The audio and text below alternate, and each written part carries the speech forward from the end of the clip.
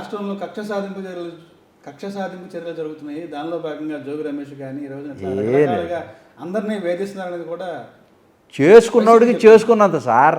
జోగి రమేష్ అనేవాడు, అంటే వాడు అనకూడదు నేను ప్రజాస్వామ్యంలో, జోగి రమేష్ గారు అసలు ఏ ఉద్దేశంతో చంద్రబాబు నాయుడు గారి ఇంటి దగ్గరికి పోయాడు? ఇది చెప్పాలి డెమోక్రసీలో. ఆయన నంగనాసి తొంగపొరలాగా ఇవాళ ఆ రోజు వెళ్ళిన ఇంటెన్షన్ ఏంటో తెలుసా? నా దగ్గర వీడియోలు అన్నీ ఉన్నాయి. అతను ఏమన్నాడు తెలుసా? చంద్రబాబు నాయుడు బయటికి రా, నువ్వు ఎక్కడ దాక్కున్నావు, నువ్వు నక్కున్నావు, నీ సంగతి తేలుస్తాను అన్నాడు. అంటే దాని యొక్క ఉద్దేశం ఏంటండి? అంటే అతను హతమార్చడానికే కదా నువ్వు పోయింది.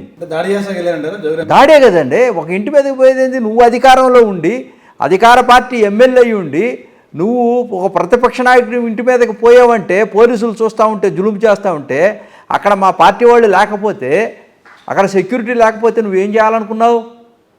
అన్ని హతమార్చాలనే వెళ్ళావు. అంటే ఇది క్లియర్ సిగ్నల్. సీఎం దగ్గర నుంచి సిగ్నల్ లేకపోతే ఒక సామాన్య ఎమ్మెల్యే అంత సాహసం చేయగలుగుతాడా? చంద్రబాబు నాయుడు గారి మీదకి వెళ్తాడా? ఇదే డెమోక్రసీ. ఇప్పుడేమంటున్నావు? నంగనాసి తొంగపొరలాగా నీ కొడుకు పాపం ఎక్కడో ఉన్నవాడు వ్యక్తి, అమెరికాలో చదువుకున్నాడు, అతన్ని కూడా నువ్వు చేసిన తప్పులకి బలిపశువులు అవుతూ ఉన్నారు. ఇప్పుడు నువ్వేం చెప్తున్నావు?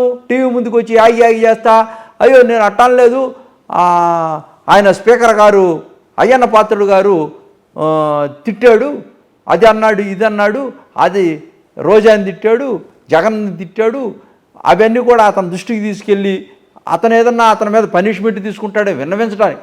విన్నవించేటువంటి కార్యక్రమం ఆ స్టైల్లో ఉంటుందా జోగి రమేష్ గారు? అంటే విన్నవించేటువంటి కార్యక్రమం, విన్నపం చేసేటువంటి కార్యక్రమం ఆ స్టైల్లో ఉంటుందా డెమోక్రసీలో? Is the beauty of the democracy అని తెలుసు కదా నీకు.